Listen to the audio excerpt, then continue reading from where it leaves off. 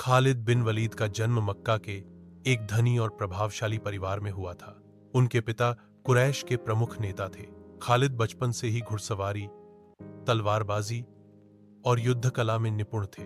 इस्लाम के प्रारंभिक दौर में वे मुसलमानों के विरोधियों में थे।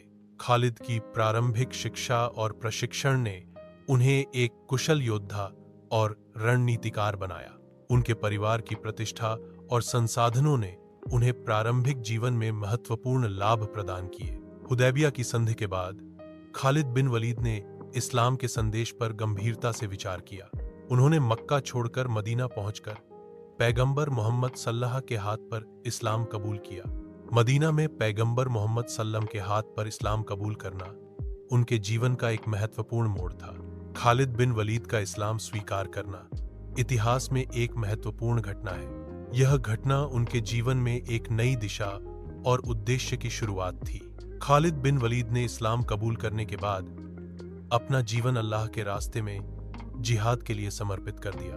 उन्होंने मौताह, मक्का की फतह, यमामा और यरमूक जैसे 100 से अधिक युद्धों में भाग लिया।